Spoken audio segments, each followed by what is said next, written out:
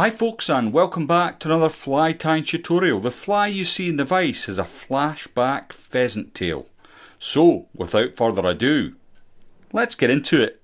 The hook in the vise is a Hanak H230 barbless hook. This one's at size 14. It's finished in black nickel and is on a medium wire. I've coupled that with a 2.8 copper tungsten bead. The thread I'm going to be using today is nano silk at 12/0. As you can see, it's black. And as always, before we start, we're going to get a tiny touch of super glue onto the shank of the hook.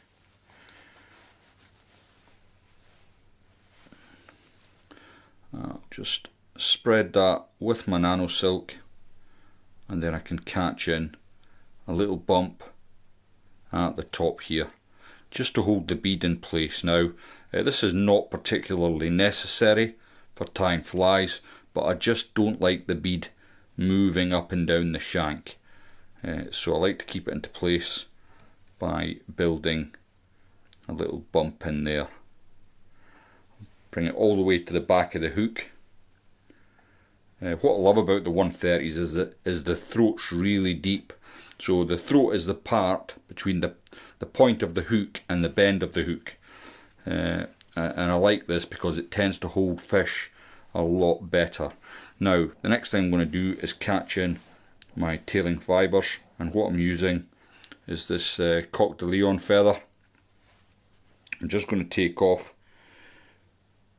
between 4 and 5 fibres from the stem. Then I can dress that up, and I want it to be about half the length of the shank of the hook. So I'll catch that in.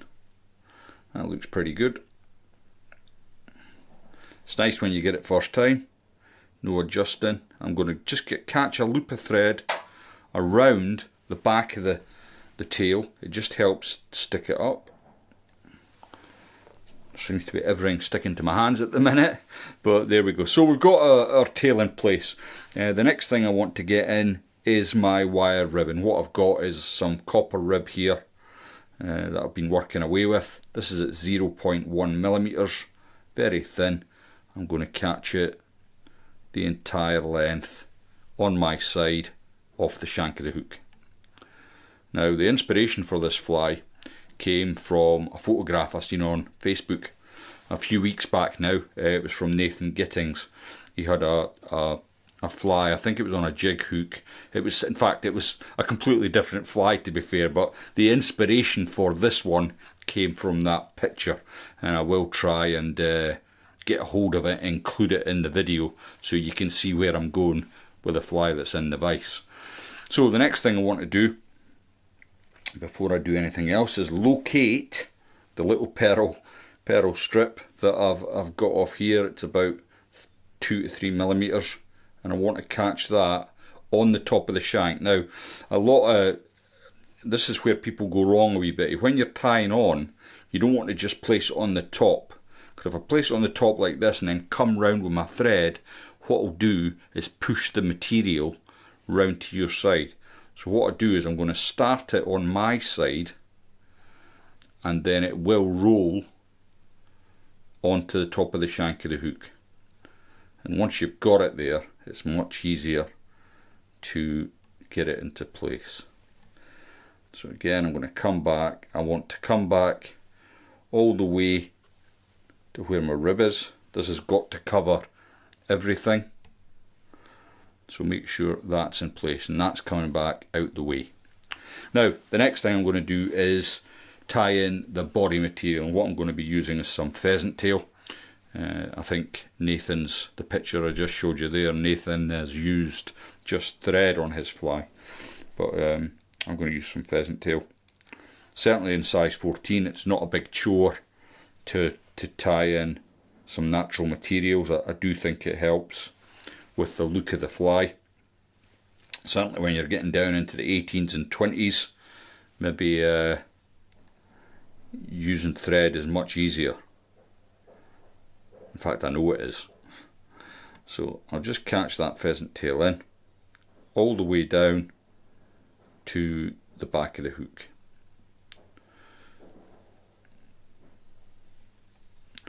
Now with these flies, they're going to be bouncing along the riverbed quite a bit, so something you can do if you're a belts and braces sort of guy, and I certainly am, I like to have my flies lasting as long as physically possible. I'm going to get some super glue onto my dubbing needle, and I'm just going to pass that over the thread, and this just helps hold the fly all together. So next thing, I'm going to find my hackle pliers in amongst my bench, and I'm going to grab them fibres. Now pheasant tail is very brittle. It's quite difficult to control. You've got to be very light-handed with it. So what I'm going to do is get several spare turns in behind the bead here, and then what I can do is avoiding that hook point, because that's the bit that gets everyone. If you don't avoid the hook point, it just takes a little clip with that and you're in a world of pain, especially if you've done like I have and applied some super glue to help with the longevity of the fly. It won't last long if you clip that hook point, trust me. So I've got similar flies to this in my box. The Mary Nymph, very similar sort of style, but this one, it's got a little bit more sparkle, with a flash going all the way up, and as you could see from the picture, it has a hackle, which I quite liked. So I've caught that in, I've removed my excess, and what I want to do next is bring up the flashback right over the back of the shank. Again, I want this to finish on top of the shank, so I'm going to start tying it just slightly towards me, and what happens is I turn my thread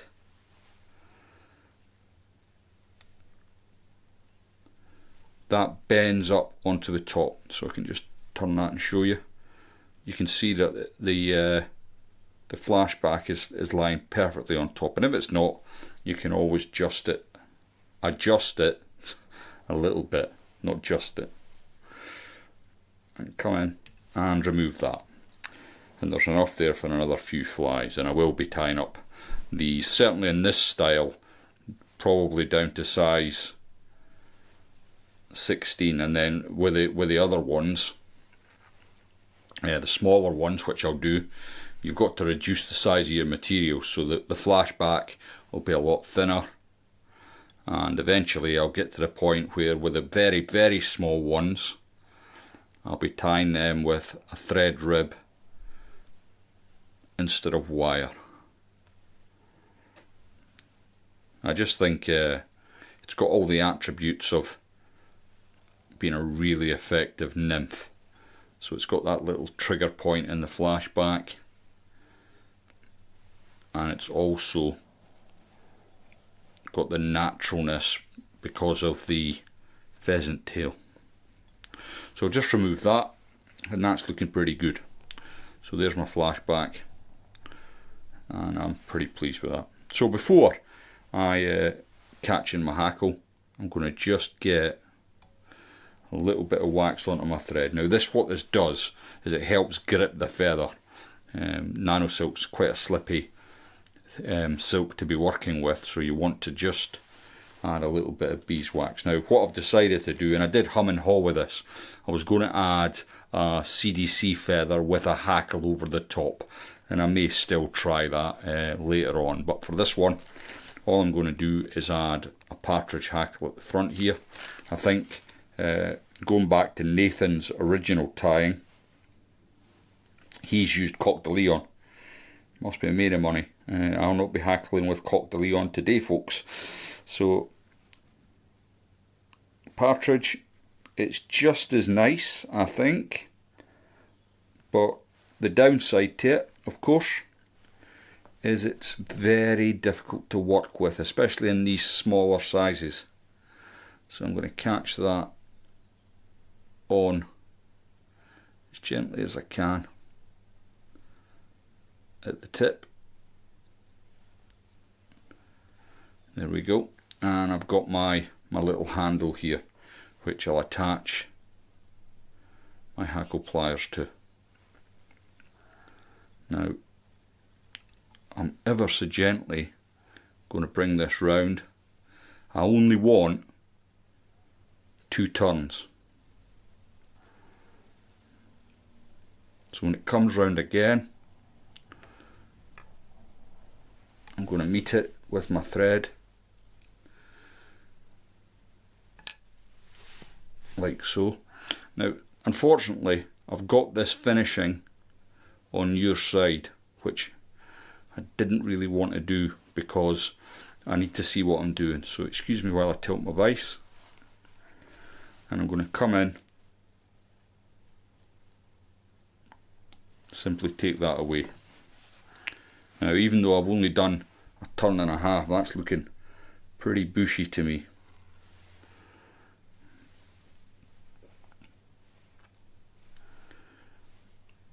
Just get it to where you want it to go. That's looking not too bad. The hackle's a little bit bigger than I would have liked, but it is what it is. We are where we are. So let's just remove a little bit of that. And then what I can do is, to finish up, I'll come in with a little bit of dubbing. And I've got some CDC dubbing here. It doesn't have to be CDC dubbing, it's just that it's the right shade for how I want to finish the fly. If you've got some lighter squirrel, I dare say that'll do. You don't need very much. And then what I'm going to do is come in like so.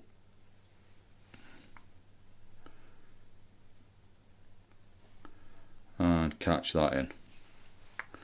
Now, to finish up, I don't want to be going in there with super glue after the fact.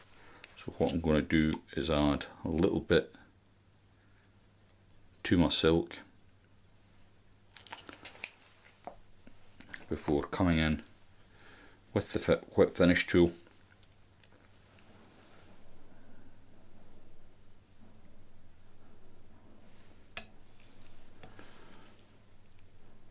And securing it. Take that away.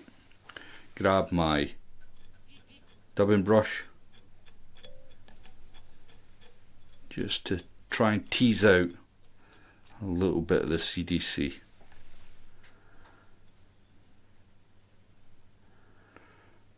And there we go. So once that's wet, it will cloak the flash a little. You see it a lot better. Here it is dry, but I think that is going to be an absolute killer for brown trout.